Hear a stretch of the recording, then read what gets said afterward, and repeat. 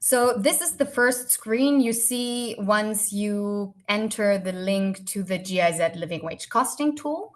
You are transferred to a home screen where you are asked to sign in or log in.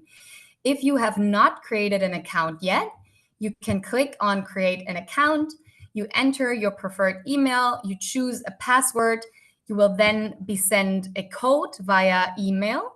Enter that code and have then successfully created your own account. However, seeing as I already did create an account, I'm simply going to go back to the login. If you have already created an account, you need to enter your email address. In my case, that's nicolanücken@giz.de. And then enter your chosen password to log in. Once the login is successful, you are then sent to the dashboard or home screen. This home screen has a couple of information tabs on the actual living wage costing tool. So in the first section, you can read a little bit about the background of the tool, so about the tool. And then in the second section, you have a short introduction into the functions of the tool, how it works, and what steps you now need to take. Of course, you can also simply have a look at this recording if you have any questions with regards to how to move forward. The first thing you need to do when you enter the tool and want to use the tool is to upload an filled-in IDH salary matrix. And to do this, you click on Create New Entry and are then asked to import an IDH salary matrix. I want to raise your attention to the fact that you need to download the latest version of the IDH salary matrix. So it's an Excel XLSX. And some information on what specific format this IDH salary matrix needs to have can be found once you look at the info button. Then you click to select File. And here you can see that I already downloaded a couple of demo facilities. You choose the IDH salary matrix that you want to upload, click Open, and then Upload File. And if this happens, as you can see, then the version is not matching the supported version. So this is exactly what I was just referring to. In this case, you have not downloaded the latest version of the IDH salary matrix. So let's try this again. For example, with this one.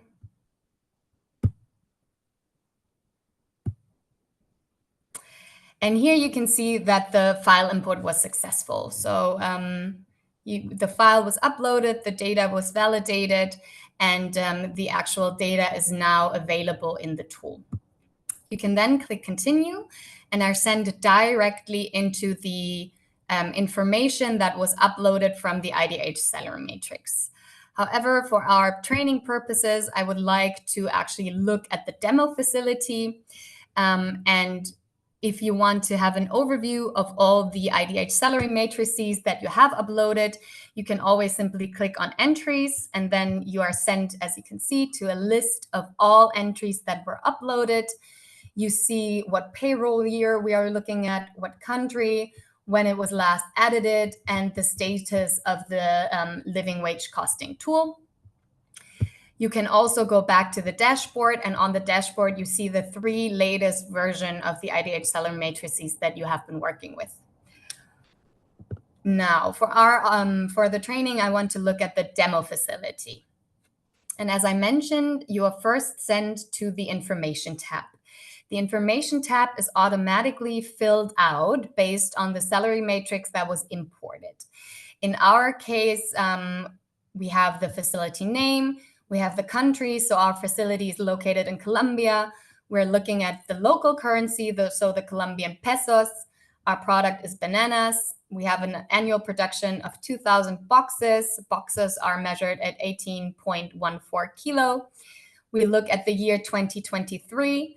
have 32 job categories, 71 workers in total. And of those 71 workers, 14 workers are below a living wage. On the right-hand side, you then have a box that shows you information on the salary matrix, the ID, the facility ID, and whether it has been verified. At the moment, the verification cannot be done yet, but there will become available a direct API import. And in that case, if the salary matrix has been audited, has been verified, and is then transferred directly into the tool, this will change to verified. This feature will become available in the next couple of months, and we will inform you once it's available.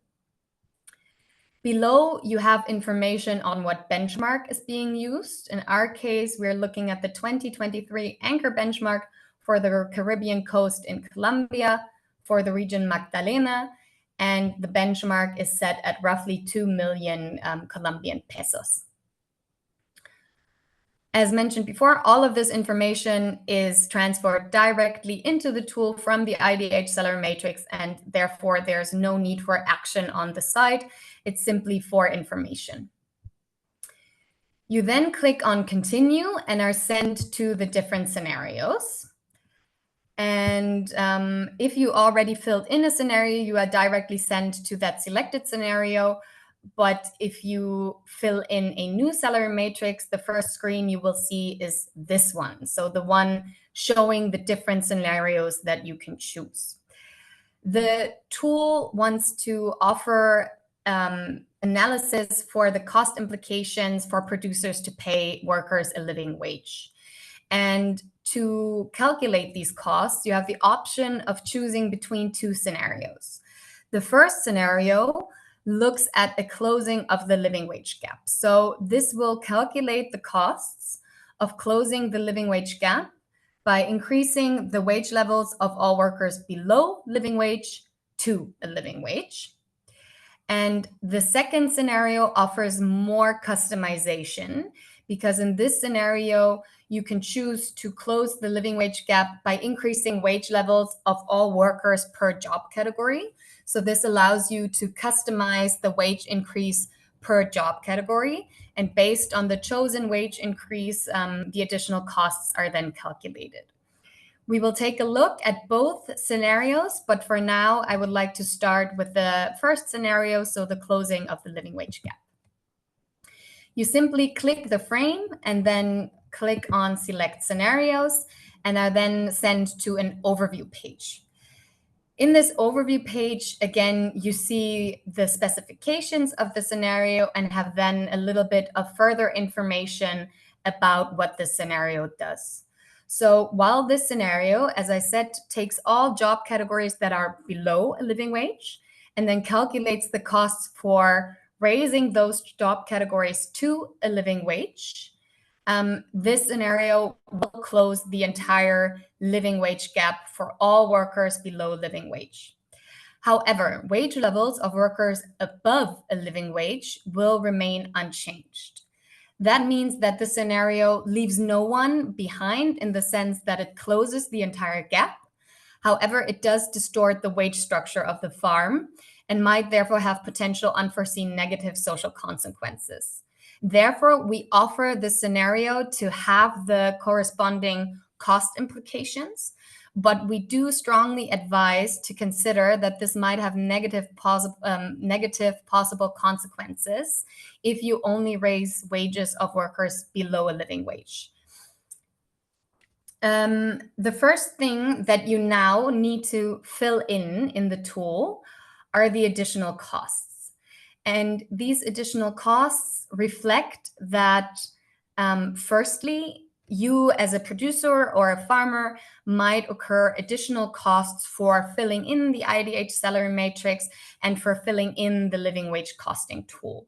So if you have additional expenses, as for example, hiring a person to fill in those two tools, you could put these down or enter them. In our example, I'll simply put down 100,000 pesos, and they will be included in the calculation of the additional costs. Secondly, and very importantly, You also have the option of specifying levies and taxes for employees and employers. And this reflects the reality that if one peso is paid out from the retailer to the producer, that does not necessarily mean that 1 peso will be added onto or will reach the worker directly, because of course, if it's added onto the wage, there are taxes that might be raised. So in the end, the worker might only receive 80 cents.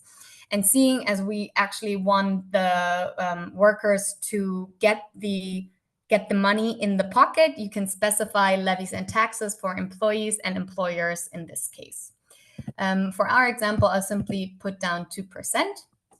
Once you're happy with your specifications, you click Save and Continue, and are then sent to the next screen. This screen now gives you an overview. It shows you the specifications, so the benchmark value that we're closing the living wage gap, the taxes and levies that were specified, and the overhead costs that were specified. And then it gives you an overview of the different job categories, what their composition is, so whether they're female or male, how many workers are in those job categories, their total monthly remuneration, if there is a living wage gap, and if there is a living wage gap, how big it is, and then the chosen wage increase. And as this scenario only closes the living wage gap and therefore only raises wages of workers below living wage to a living wage, here you see that only those with a living wage gap do get a wage increase, and that wage increase is equal to the living wage gap. This can be seen for all, in our case, 31 job categories. And on this screen, in this scenario, you cannot change anything. However, if you're unhappy with your specifications, you can go back, or you can also select a different scenario. If you're happy, then you click on Continue, and are then sent to the distribution page. On the distribution page, you are asked to specify how the additional funds that you will receive should be redistributed to the remuneration of the worker. So the total remuneration of a worker is made up of the base wage, of bonuses, and of in-kind benefits. This is equal to the salary matrix, the IDH salary matrix, and the corresponding categories. And in this distribution page, you are asked to specify where the additional living wage differential should be allocated to. So as you can see, if you do not specify, 100% of the funds will go to the base wage. If you decided together with your supplier or in conversation with retailers and suppliers that, for example, 50% of the additional funds should be paid out as bonuses, then you can input 50% to bonuses. And you are then also asked to specify this for the in-kind benefits. In our example, I'm just going to input some numbers for food, housing, and healthcare. And again, you can see these are added up to a total of the in-kind benefits. And all of this then, in our case, leads to a distribution of 26% to the base wage, 50% to bonuses, and 24% to in-kind benefits. I think it is important to note here that the anchor methodology, who this is based on, has some clear specifications as to how much of a total remuneration can be allocated to in-kind benefits. In our example, you can see here that 30% of wages is actually the highest percentage that is allowed in the anchor theory. And therefore, we have warnings that show that in this case, the recommended percentage of 30% would be surpassed.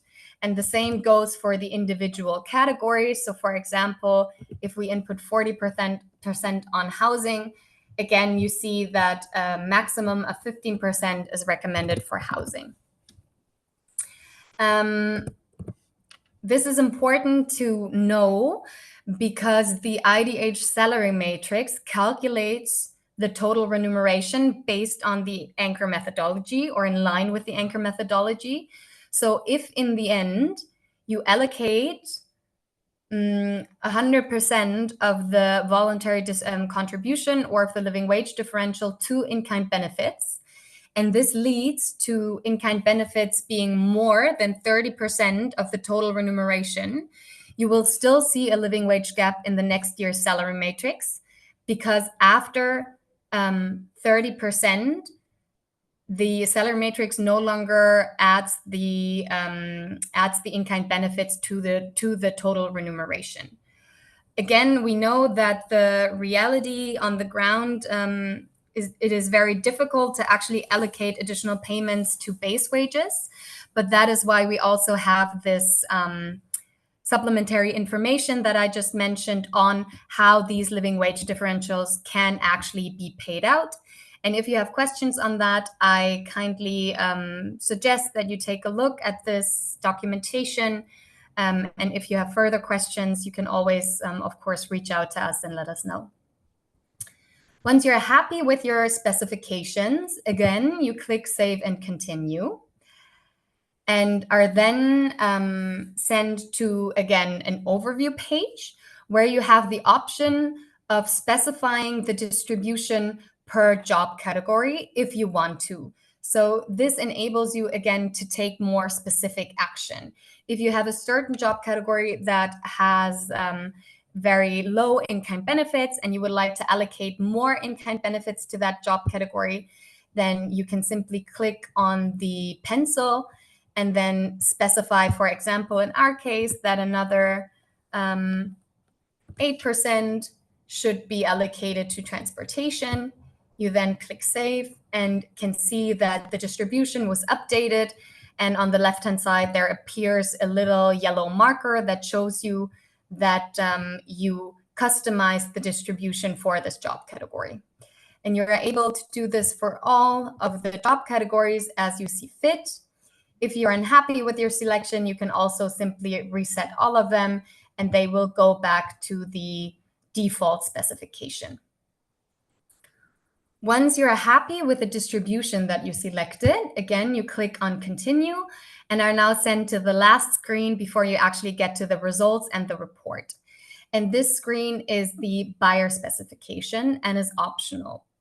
As I mentioned before, in a lot of cases, a farmer will not supply 100% of his or her volume to only one buyer. So what he might be interested in is to learn how much is the voluntary contribution for one specific buyer of mine. In that case, this is where he can enter that information, the buyer tab. And for our example, I said that GIZ is a buyer and the buying proportion is 50%. You can also specify the buying proportion based on the units, and then the voluntary contribution and the living wage differential will be calculated for the buyer as well. Once you're happy with this information, again, you click Save and Continue and are then sent to the report page. And the report page now shows you the calculations that were being done. Again, you firstly have an overview, so you see what scenario you choose and the distribution, the default distribution that you chose. For our scenario, the living wage gap will be closed in total. And then you have a comparison of the status quo versus the scenario. So in our status quo, 14 employees were below a living wage, which is about 20% of total workers. The average living wage gap was roughly 43,000 pesos. And the facility-wide living wage gap, so the total living wage gap, was roughly at 9 million. In our scenario, because we are looking at closing the living wage gap for all workers below living wage. There will be no more workers below living wage.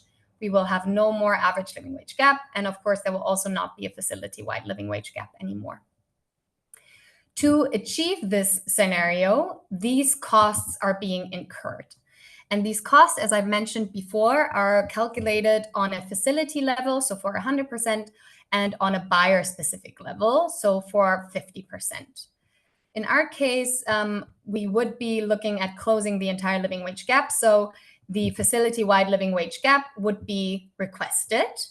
We have additional labor costs, so this is the inclusion of levies and taxes for the categories, and we did specify overhead costs.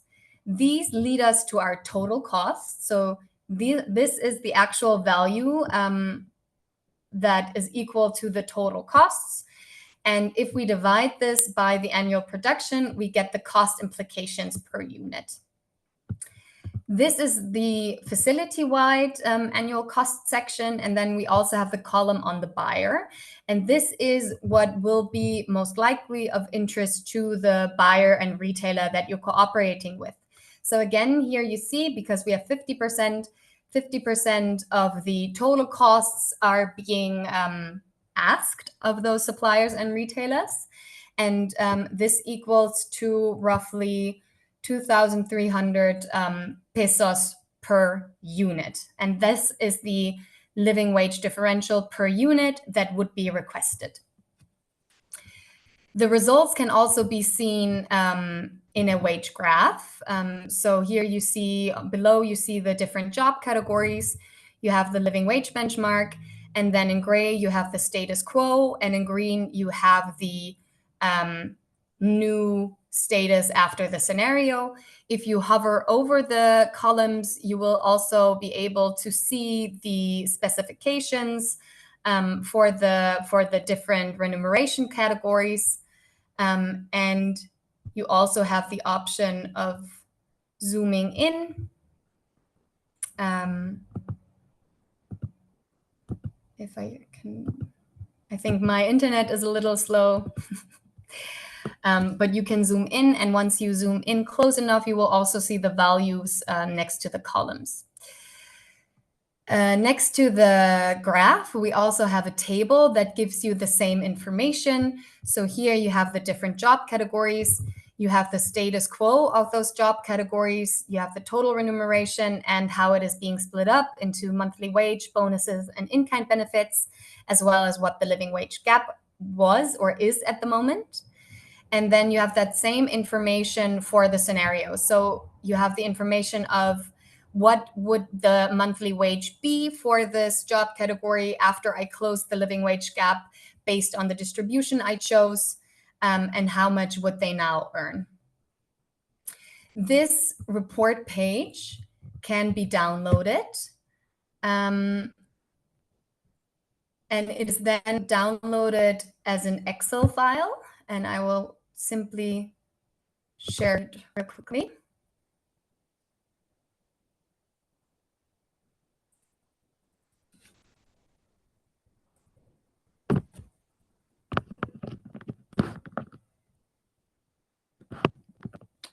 If it's opening.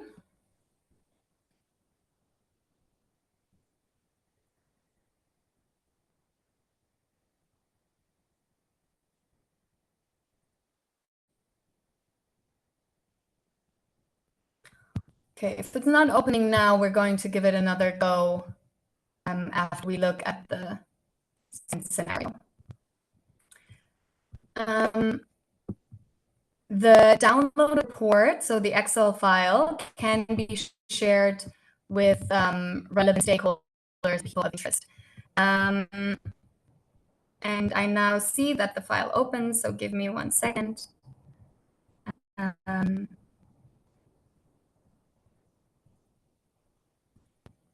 And we will have a look at it.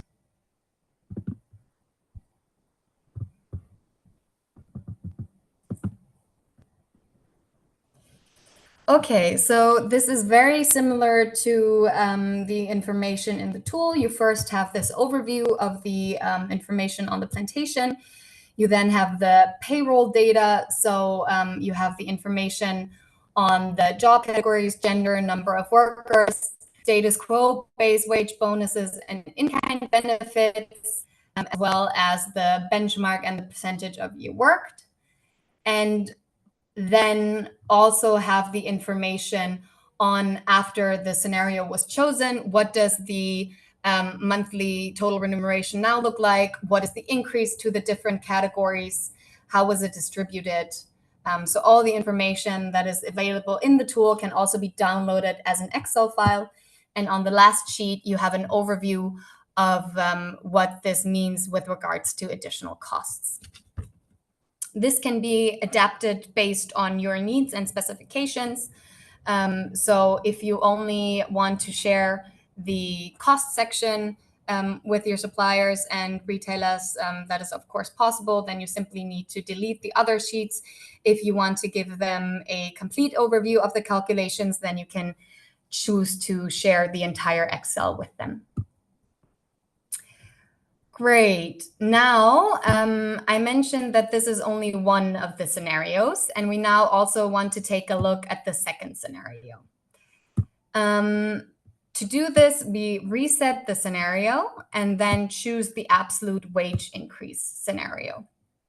And this screen should look familiar to all of you, as it is rather similar to the first one that we saw in the closing of the living wage gap scenario. You have, again, the information on the scenario, a little bit more information, and are then asked for the additional costs, so the overhead costs and the levies and taxes. Same as last time, I'm simply going to input some dummy numbers here. And the first thing that is now different is that in the absolute wage increase scenario, you need to specify a default minimum wage increase. And you will be able to specify the wage increase per job category on the next screen. But first, you need to specify what the default should be. And to give you a reference, you can see the average living wage gap as well as the largest living wage gap. So for example, if you agreed with your supplier and your retailer that all living wage gaps should be closed and other job categories should get additional wage increases, then you could input something close to the largest living wage gap. And then once you're happy with your selection, again, you click Save and Continue. You're then sent to this overview page. And if you remember, in the first scenario, you were not able to edit anything. However, in this case, it is the scenario that allows for customization, you can specify the wage increase per job category. So if, for example, you want to take gender-specific action, you can choose all those job categories that are female and specify that they get a higher raise than other job categories. Or, for example, if you have certain job categories that are already earning a lot, in this case, 3 million, you can also decrease their wage increase to reflect that that maybe the other job categories are in more dire need of additional funds. Once you're happy with your selection, again, you click on Continue and are then sent to the distribution page. This should also look familiar from the first scenario. Again, you are asked for a default on how you want to allocate those additional funds.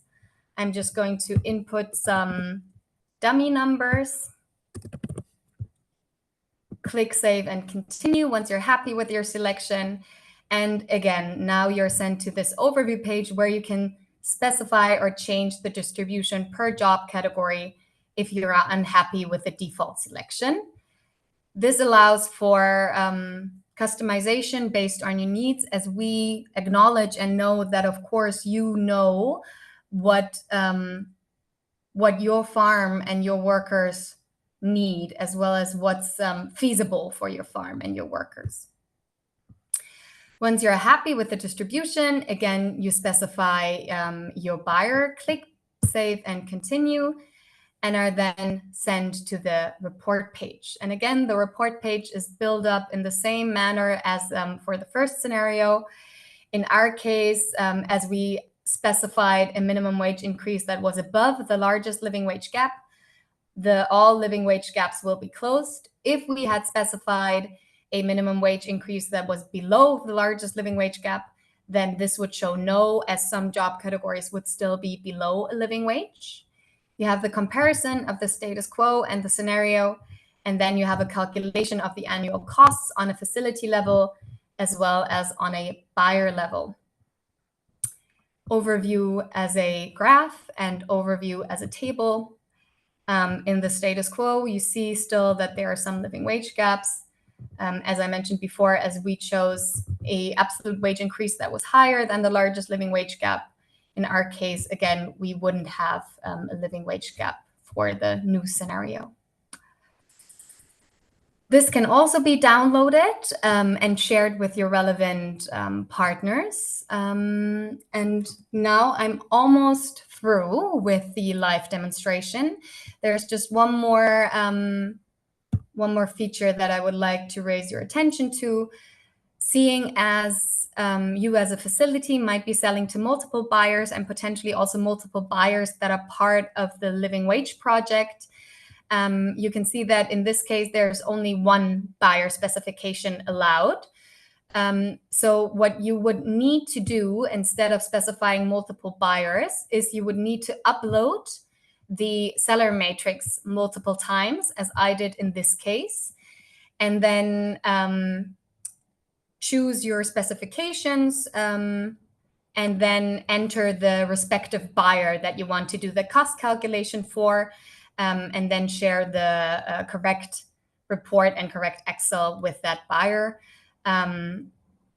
Potentially in the future, when we look at adding new features to the tool, we will add a supplier or a supplier account.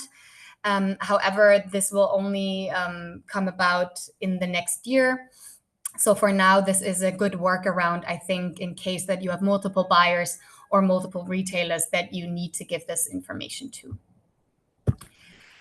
And this concludes the live demonstration of the GIZ Living Wage Costing tool. The Spanish version is available when you click on this little globe. And of course, as always, if you have any questions, comments, or recommendations, please feel free to let us know.